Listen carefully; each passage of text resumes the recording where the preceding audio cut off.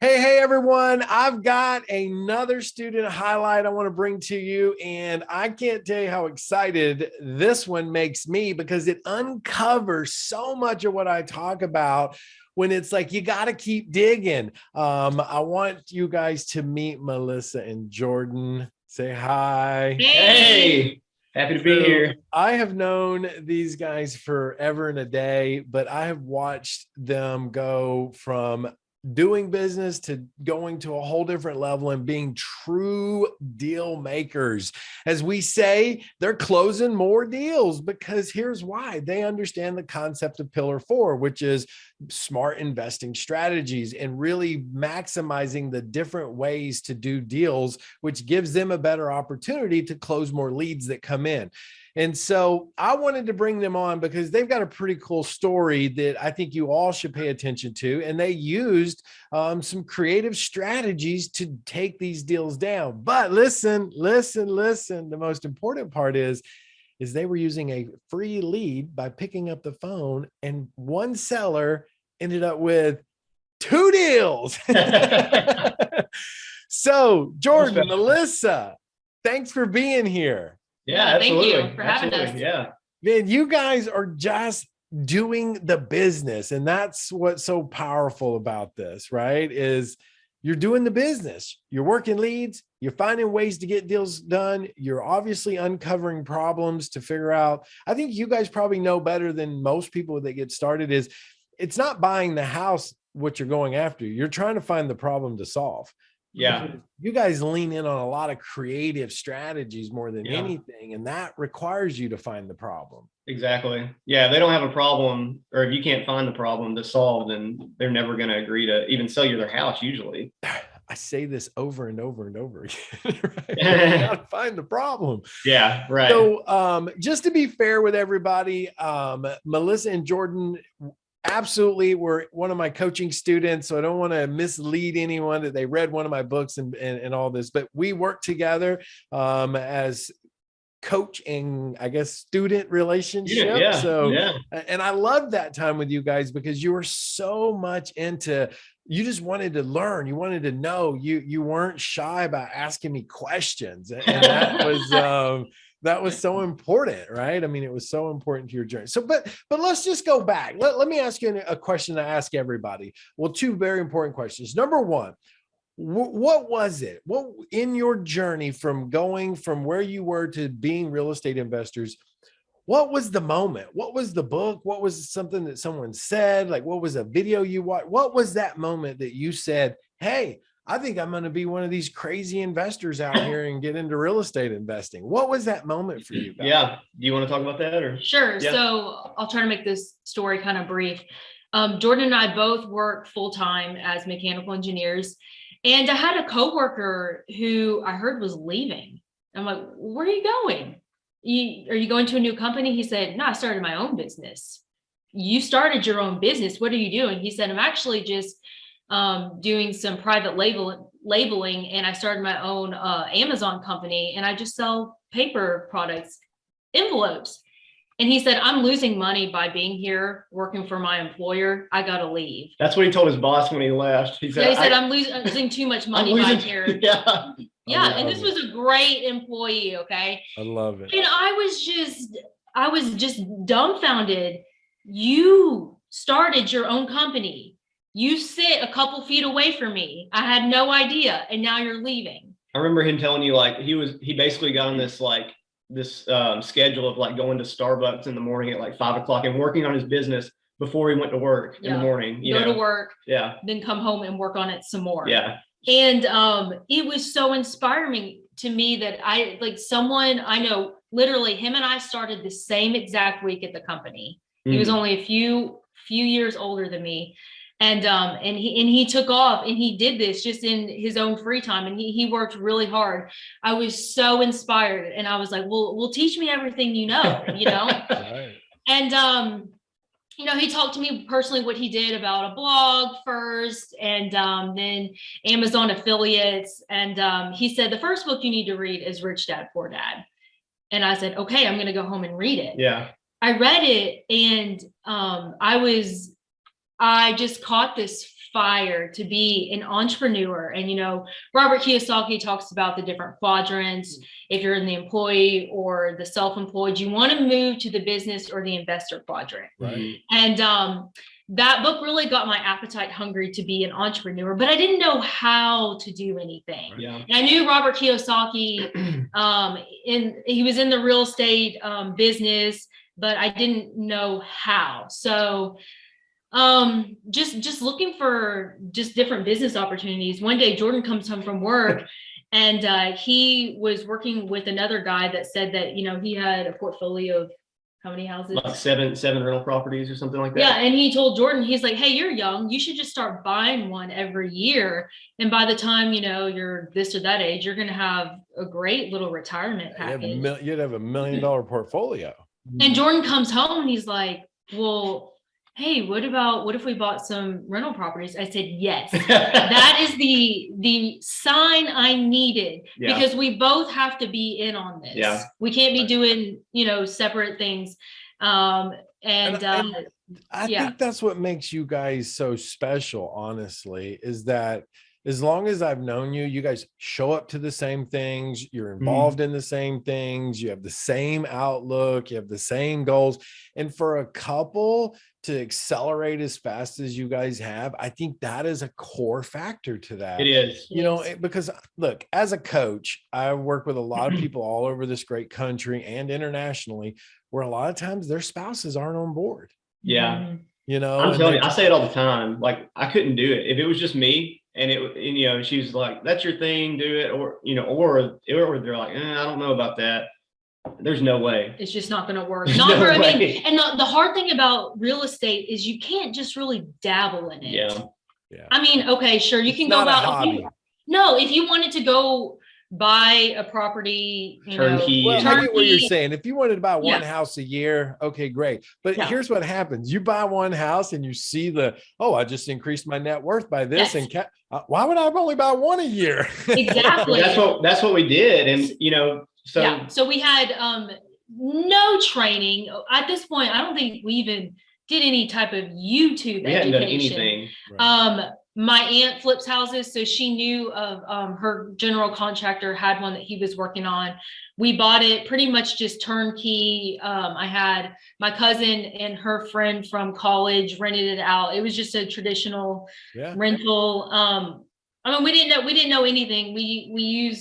We didn't even have it in an LLC. Well, but you got started, and that's what the question was about, right? Was it like, what sparked the interest, right? Yeah. You saw somebody do entrepreneurship. It led you to reading a book that introduced entrepreneurship. Yeah. Jordan got introduced to rental properties, and then the spark was lit, right? So that was April 2018. We bought our first rental property. 2018. So you're talking 4 years ago. Yes. Yeah. Oh, wow. That is such a short time in what you guys have created. So, so from 2018, that entire April 2018, so that entire summer, it was just like full blast, just learning, reading books. Yeah. And you were building your foundation, right? You were really trying to make sure that you weren't going to make a bunch of mistakes or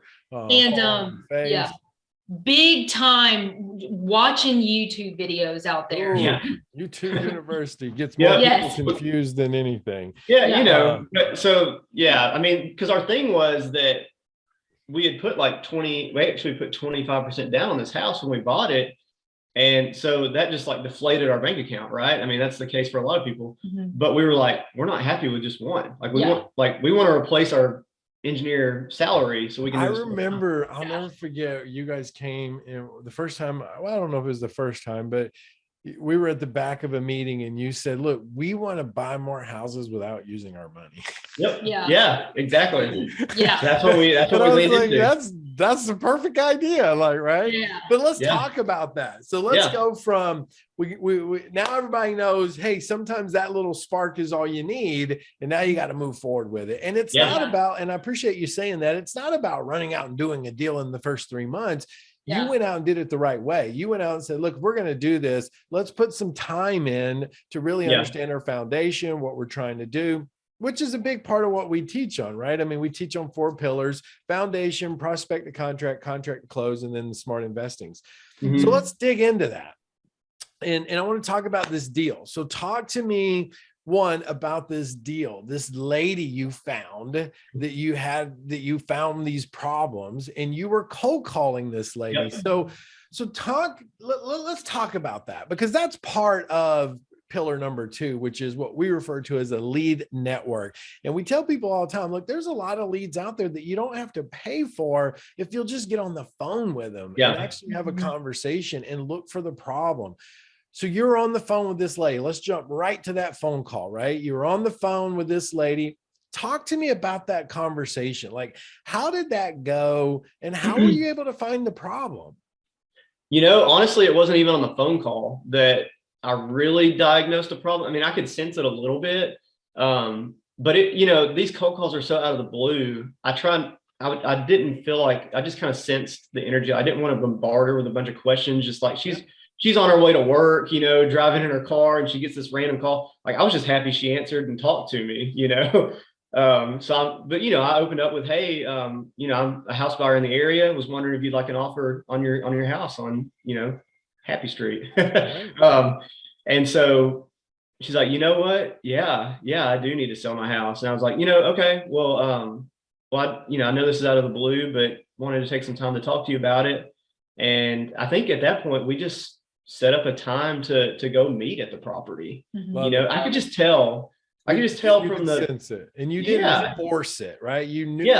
Look, if she said, "Yeah, I want to sell it," why would you spend any time interrogating her? Right? Yeah, because otherwise, she's kind of open to the idea now, and I'm like, why start bombarding her and badgering her with a ton of questions? Set the appointment, show up at the property. That's what we did. Which goes back to pillar 2, when we say, look, the lead process is communicate, identify, build rapport, identify the problem, and set the appointment, which you obviously realized she was ready to go. So you went ahead and set the appointment, which leads into phase 2, which is do your research and analyze before you show up to the appointment. Exactly. Right. So I'm sure you guys were probably identifying, researching, figuring out what you're about to drive up on and see at the appointment. Leads us to phase 3, which is the negotiation, which is where I'm going to go next with this. So now you showed up at the appointment. Now talk to me about why you were there, how you found the real problem. When we're there, and this was a couple, year and a half ago, I guess, or a while back, but when we were there, we just start, going through the house. It's actually the husband that met us there. I don't even think she met us at the first appointment. But yeah, we just walked through the house, and it was, obviously in need of repair, and he knew that. That was helpful when somebody's not like oblivious or just like arrogant with a house, thinking like, oh, this only needs. We've met with people when the house is in shambles, and they're like, oh yeah, this only needs like $3,000 in repairs. He was, he's talking about how, like her daughter had lived there, and, they kind of let it go and stuff like that. And it had been sitting there, and they'd been, he mentioned making a payment on it because they lived somewhere else. So it'd been sitting empty, and they're, having to make that was the first payment pain. Yep. Exactly. So we talk about it, and I even mentioned, we do offer, I go back to, we buy houses one of two ways, right? All cash statement. We have we could structure a terms deal, where we make your payments on your behalf. And so he was like, that he was actually open to that. He even threw out like how much he owed at that time. He's like, if you took it over. So you really wasn't even having to uncover pain. He was in so much pain. They were just sharing the pain. Right. That's a beautiful seller right there. Exactly. So, so we went home and did some numbers, and, came back and made him a couple different offers. Let's start right there. Let's digress that for everybody watching. So we're really in the phase of things. You're in pillar 2. So we've made the phone call. We've set the appointment. We've done some preliminary research before we showed up. Then we showed up for phase 3 negotiations, and we're uncovering pain. They're demonstrating payment pain. We know that when a seller has payment pain in pillar number 4, that's always an opportunity for a terms, a creative financing deal, right? Because it shows pain. And then not only that, but you were using the intent statement, which we talk about all the time, right? Let the sellers know up front how you buy. That way they can get clear and not drag you out and you not go down a rabbit hole that you don't need to be in, right? Yeah. Be clear up front, have your intention clear. So now the seller's saying, okay, well, that would sound interesting. So we call that moving them into the bracketing, right? Where they're like, yeah, I'd be interested in seeing what you guys would propose. So you got their permission to be able to present them with an offer. Now you guys are home, you're getting your offer. So now we're in pillar number 3, right? We're getting contract ready to close. Yeah. So now you're getting your offer. And I just want to be clear for people listening to this right now, is you, once again, this was you picking up the phone, calling a seller to get that seller to answer the phone that ended up with this one deal, not knowing that there was another deal right behind it. Yeah. We didn't even know that until we made the offer. Yeah. So we worked out, I still remember, so we negotiated in person with them and with both of them there, we handed a written offer to them, and it had 2 different options on there. And I remember both of them looking and they're like, well, wow, these are just both so great. I don't know which one we should choose. So at that point, we're like, well, we're getting the house one way or another. One way or the other. We're locking this one up. It's a great strategy to do multiple offers, cash or, if it qualifies terms, which this one did. Yeah. So instead of, they have option A, they have option B, they forget, option C is, I don't want any of your offers. Yeah. They just get caught. Do I want A or B? Yeah. Yeah. So I remember them, they're like, well, both, I don't know which one to pick. They love that. They love it. So they went home and thought about it. Because you know why, and we talk about this in negotiations, is it puts the seller in this mindset that they're in control. Yep. They're like, oh, I get to pick what I want, right? Yep. So good job again on that. And that reminds me, like we just read the book by Chris Voss, Never Split the Difference, a negotiating book, and it's all about like asking open-ended questions so they can talk and they feel like they're in control. Right. That's right. And all that information, the more they talk, the more you're in a better negotiating position. Right. And I know Chris talks about that inside of his training a lot.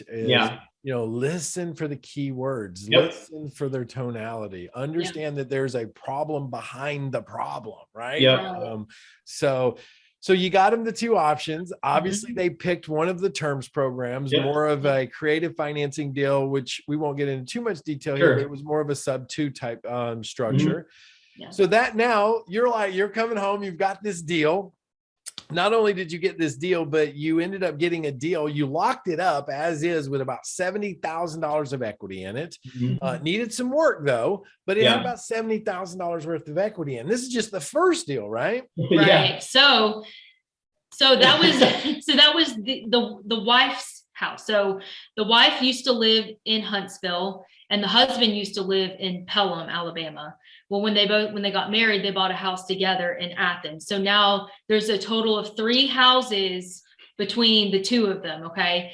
So the one that we just did was with the wife's house in Huntsville. So after, we got that deal locked up, well, the husband said, well, do you buy houses in Pelham? Because I've got a house just sitting vacant there. We're like, okay, well, we'll take a look at it, And we went down there and that house was probably about 2 hours away from us. And the house needed a lot of work. And we had so many other deals going on at the same time. We just, it didn't fit your buy criteria. Yeah. Yeah. I mean, it would have like eaten us alive, to be honest, just trying to get it. You were still able to structure another terms deal. So we asked him, would you be happy if we did the same thing that we did on your wife's house? Just kind of take it over for what you owe on it. He said, yeah, absolutely. So we got that under contract, and then we basically joined a couple of the REIA. Hold on a second. I don't want to overlook this too fast. So you now have 2 contracts. From one phone call from a free lead. So talk to me about this. From the moment you made that original phone call to now you have 2 contracts. What was the time period there? Maybe a few weeks, couple weeks, maybe. So Yeah. maybe, I don't know, 10, 12 days, something like Yeah, that. yeah, something like that. So from the time the first phone call was made, we'll just say 12 days later, now you got Yeah. 2 contracts. Yeah, exactly. It's pretty good. This is amazing, right? Yeah, Like, I wish it always happened like that. You know? well, I wish they all happened like that too. But here's But the you gotta reality dig. for people understanding. This type of deal will never happen if you're not playing the game. Yeah, Mhm. exactly. Right? Like if you're not playing, that's like people say, "Oh, you're rehabbing a house, you're gonna make 100 grand." I'm like, yeah, but I don't make 100 grand on every rehab. You know what I Mhm. mean? Like you got to be playing the game to find those, right? Yeah. And so this is one of those, you were playing the game and this is Yeah. what hit your lap.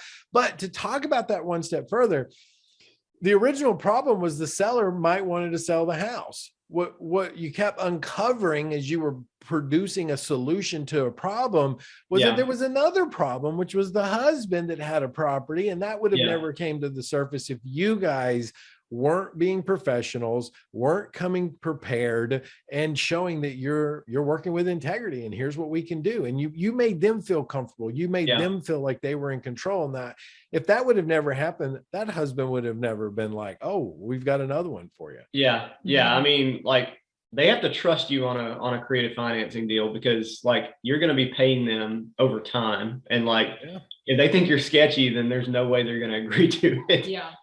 So now we got 2 contracts. So you're looking at one, the wife's house, and you're Yeah. saying, "Hey, look, this is going to be a great creative financing deal.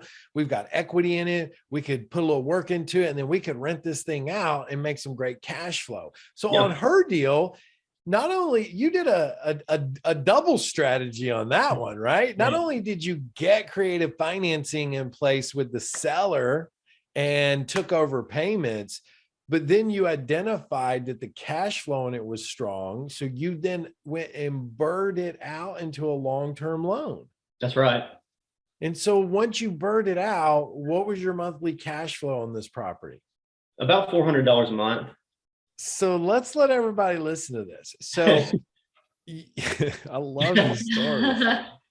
So not only did you not get a bank loan to acquire the property, Right. but Right. then once you got it and then you borrowed money or used some money to get it fixed up, you realized that that was money that needed to come back out. So you said, well, Yep. we don't want to leave that money in the deal. So then you used another strategy, which is referred to as BRRRR, to go to a lender because the property is now worth a lot more than what you paid for and what you put into it. Right. And then you BRRRRed it. Were you able to get the original loan paid off, which probably Yeah. made the seller happy? Yeah. But were you able to get all your money out or most of all your money out? Yeah. I believe we got pretty much all of it out. Yeah. So now you have the property now after the BRRRR. I love Mhm. this, man. This is a double stacker, right? This is a Yeah. double stacker. So now you've got this property making you $400 a month with hardly. I say hardly. I wish I knew. Was it like maybe some closing fees, $1,000, Yeah. $1,500 Yeah. Yeah. I mean, there's always a little bit of closing It's costs. when you something, right? It's So pretty now small. you can't even measure the return because let's just say it Yeah. was $2,000. If you're netting $400 a month, that's like almost $5,000. You're talking a 200+% cash on cash return on that deal. Yeah. Golly, That's that's our new benchmark now. Every deal That's has your to new be. benchmark. Like if I'm not making 200% return on my money, I'm not doing the deal. Yeah. Well, Yeah. listen, good luck with you that. won't be doing a lot of deals. I promise Yeah. you that. Exactly. Not Yeah. here. All right. So now we've got that amazing deal, which by the way, I don't know if I tell you guys this enough, but that is impressive, right? It really is to be able to understand pillar number 4, which pillar number 4 is all about the different investing strategies and how not to be a one-trick pony, but you were a true transactional engineer in this Yeah. deal. And you looked at it, you structured it, and then you figured out a better way to make it a better investment and just hit a home run on that one. From a free lead, by the way. Let's talk Yeah. about that again. And Yep. then now you've got the second one, which is in Uh-huh. 2 hours away. You don't really want to deal with it. It doesn't fit your buy criteria, but you structured a terms deal with this one as Yeah. well. So talk to me. So obviously you don't want to let it go. So what was the conversation? What do you do with the one in Pelham now? Well, the husband and wife were so happy with what we did with their property in Huntsville. They said, well, can you do the same thing with the house in Pelham? We're like, well, okay. we go down there to look at it, and we said, well, would you be willing to, you know, sign it over for what you owe on it? And he said, yeah, absolutely. Done. Yeah. So then we get in some of, and this was new for us because, I mean, we really had not been wholesaling before. We'd been doing most of these creative finance deals. Mhm. So, and then on top of that, we didn't have a buyer's list in Birmingham. Yeah. So we joined a couple of the REIAs down there and got in on their Facebook groups, and we posted that we had a Put a flyer basically. yeah, that we had the contract for sale, and the investors down there loved it because it was subject to. Yeah. I mean, that helps their cash on cash turn Big time. immensely Big because time. all they had to do was pay us our Option assignment fee, or, fee. yeah, You know, assignment they fee, didn't yeah. have to come up with a down payment or anything like that. Yep. So they loved that. We had So no just so issue. people are following you, Melissa. So Yeah. you structured the deal with a terms creative finance.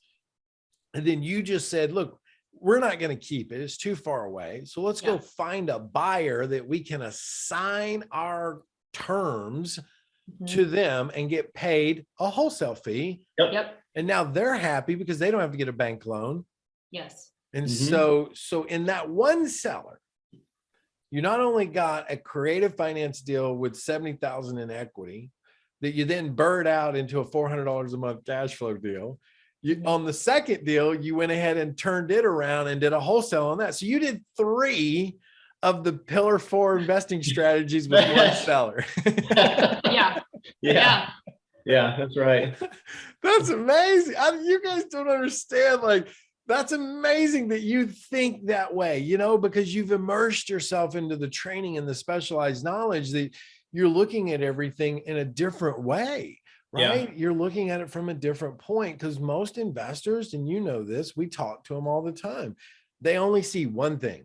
Can I Mhm. wholesale it? Can I rehab it? Like Yeah. that's how they look. They have tunnel vision versus how do I structure this in the best way? And how do I Yeah. maneuver these deals to make them make sense? So, Right. Exactly. all And right. you So balance that with so the on the seller's wholesale needs too.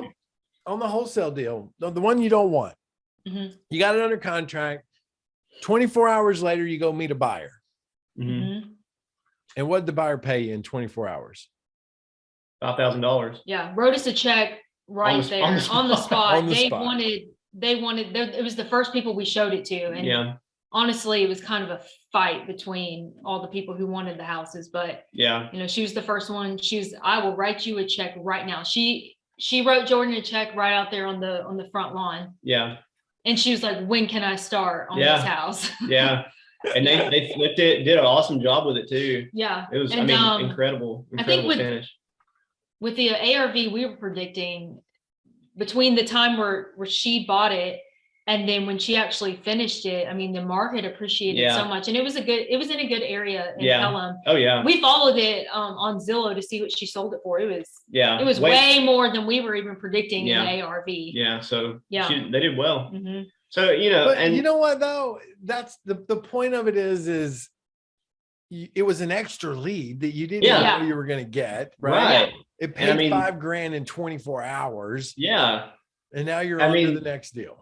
We're not having to go and fix it up and all that stuff. You know, they had to put all the work into it. So, I mean, I would think they would probably deserve to make a little more money. Absolutely. Yeah. Love You know, it. one thing I was thinking though, like, as we went down to that house, like, even though it was a little bit different, you know, obviously it's outside of our, you know, buying criteria, and like, it overwhelmed us to think of us having to do that. Like, I really felt like a motivation to help these people. And I think that's important to put it to talk about, you know, It with, is. like, And as you're working with sellers, like actually like genuinely helping people, Mhm. you know?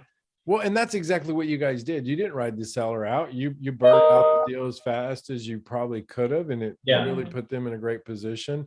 You Yeah. know, but I remember this so clearly talking to you guys on the phone about these deals. I remember you know, when you were telling me it was in Birmingham and you didn't want to go down there and like it was far away. I remember this in like the Facebook groups, and I'm going to Yeah. post and meet.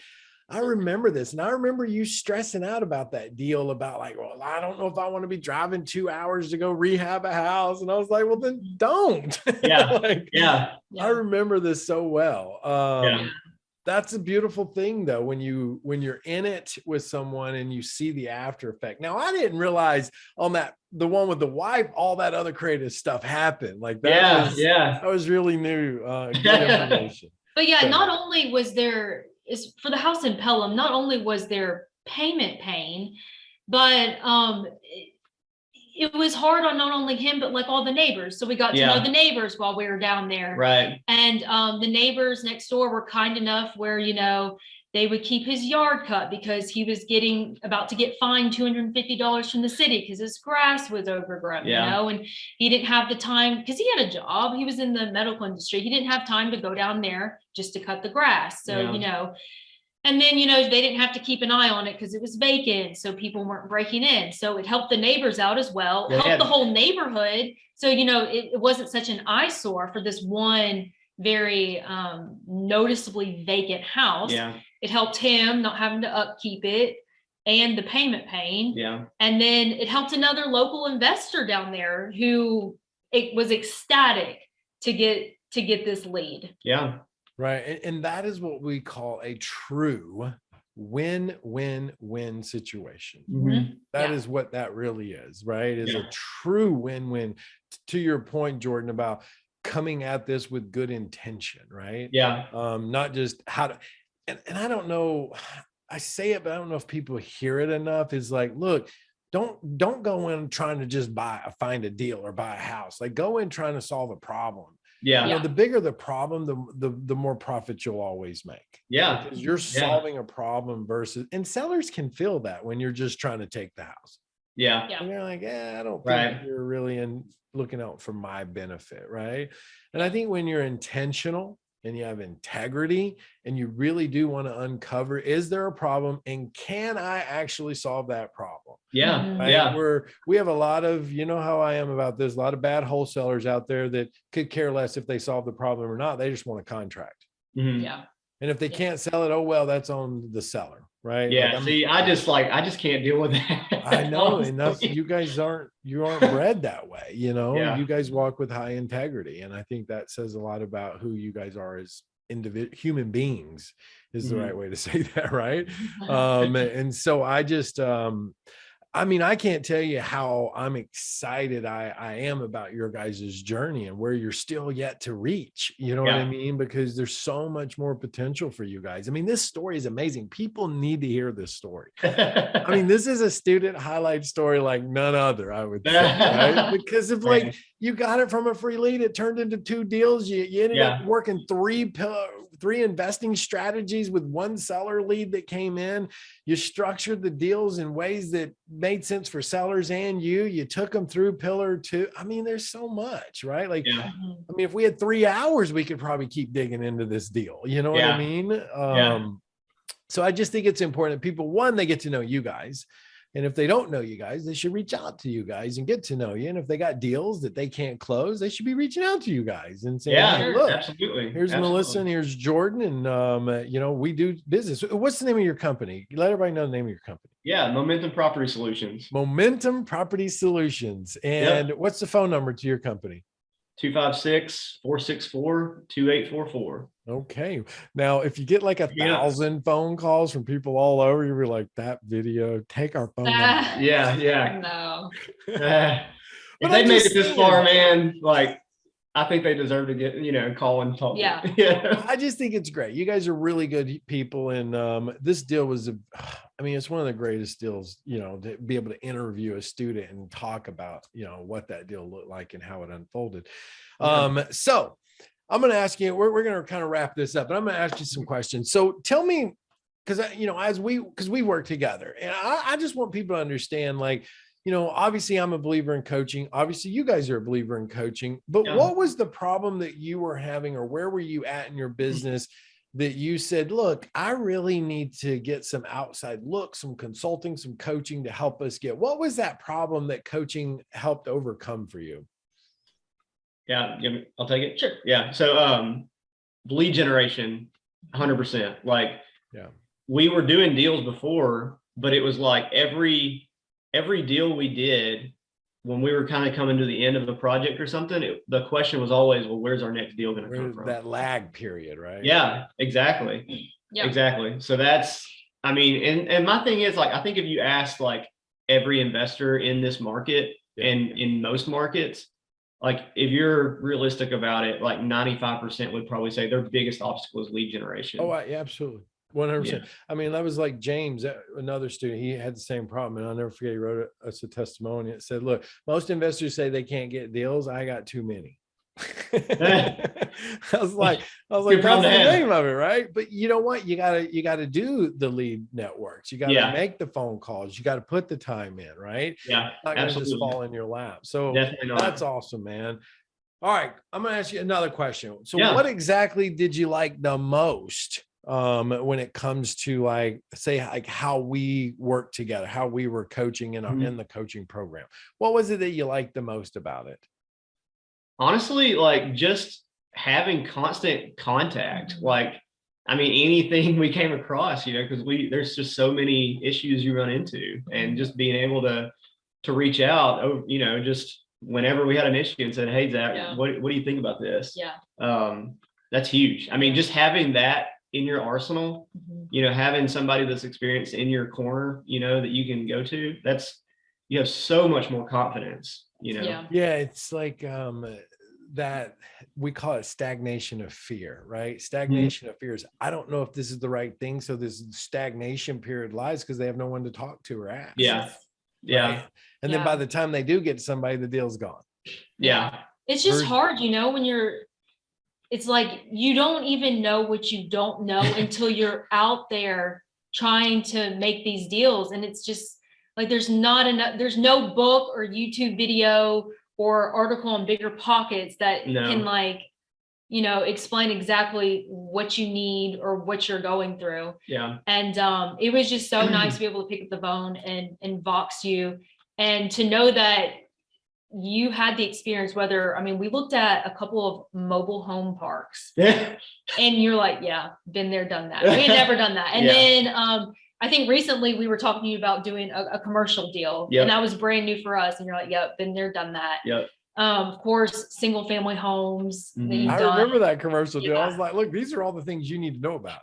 Yeah. Yeah. And we went through that, and you know, and made an offer to the seller, and we had a good conversation with her, you know, and left it very, very cordially. And you know, it just didn't work because she, you know, there's a lot of interest, and, you know, some people can pay more depending on what they're going to do. But we were able to kind of advise her on some things, you know, and she really appreciated it. She got real candid at the end, you know. She's just like, can I just ask what I should do? Like, can I just ask your advice? Yeah. And we told her what we thought. And I think the rapport's there. And actually at the end of the conversation, she said, well, you know, my daughter needs to sell her house. Can you go look at her house, you know? So it's like, you know, even maybe though we couldn't buy her house, she's sending us more leads. You guys are the epitome of what I always say. Like, just because the seller isn't motivated with that deal doesn't mean there aren't other opportunities. If you build true rapport with the seller and show true intention, right? Which is what you guys do. Which is what you were saying. It's about problem solving. It's not getting a deal. Yeah. You know, it is about problem solving, because I mean, really, yesterday we're driving to one of our rental properties. The phone rings. Some lady called him saying, I have a house for sale. If you would like it, it's $450,000 as is, cash. And you know, you must submit an offer by Thursday or something, you know? Yeah. And it's a small house. And we're like, and it needs to be gutted. And it needs to be a complete gut. And we're like, see, I've just gotten to the point now where I'm like, I just can tell, you know, when it's like, when people aren't motivated and when they are. When there's a real problem or not. When people are playing, because you've talked to enough sellers to Yeah. Well, look, we'll answer this one then. What would you, or why would you recommend, if someone else was interested in maybe getting consulting or mentoring in their business, why would you recommend them do it? You want to go first? Yeah, I mean, it's really what we kind of already talked about, like just growing your business. Like we heard something early on with, talking about coaching, like you can figure it out on your own, but like it's going to make it so much faster doing coaching. But like at the same time, like you could run into some major issues trying to figure it out on your own. Like, I mean, I remember, Zach, at the REIA, you always talk about when you started out, you were wholesaling in California, the huge mistake that you made. The first rehab I made because I Yes. wouldn't hire the mentor that wanted to help me. And I ended up losing $300,000. Yeah, exactly. So it's like, how much pain do you want to go through, I still feel that pain 19 years later. Now, one thing I tell people about coaching is like, it's not going to automatically make you successful. Like you have to follow the advice of the coach. You have to put in the work. Like if we hadn't have picked up the phone and called that person, that deal wouldn't have happened. Right. So like, a coach's job is not to do the work for you. Yeah. It's like a sports coach, like they impart their wisdom. They tell you, what to do to get better and, help you along the way. But like, if you don't go and put in that time, like, putting in shots after hours in the gym, like you're not going to make it to the top. Yeah. And that's another thing that's really good about coaching is like, it's great to read books and, we've done so many other programs like Alan Cowgill's, private money programs and, just, webinars and negotiation classes and, going to the REIAs and in the boot camps and that's all great. But I think where we had a pretty good foundation, because we had done some deals before, we understood the intricacies and how to run numbers and comps and cash on cash return. But we really needed something to take us to the next level. And we really needed that one-on-one time. And it's like, hey, here's what we feel good about. Here's what we really lack. And this is what we really need help on to grow as a business and get systems in place and really take us to the next level. And that's something that coaching really helps you on because, it's just kind of catered to you, Exactly. That's what I was going to say. It's tailored to you versus courses are generic, and, you may have one little niche specific problem that you're facing. Is like, going to a seminar may not address that. Yeah. True. Well, that's awesome, guys. You couldn't say any better. So, but look, I appreciate all your time today. I know people who watch this will get a ton of value out of this with you guys. And, I only wish you even more success, honestly. I always love seeing you guys when you pop up and come around, and I like introducing new couples to you guys. We actually talked with Logan and Chandler the other day.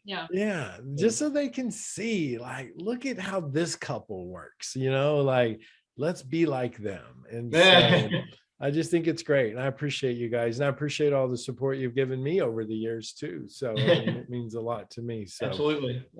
So anyways, thank you guys for doing this student highlight with me. And I'm excited for people to see your 2 deals with 1 seller with 3 investing strategies out of it. Nice.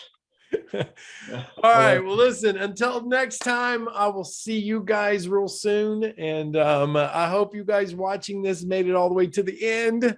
And leave a comment if you can. Make a note in the Facebook group. Tell us what you think about this great couple and what they've done.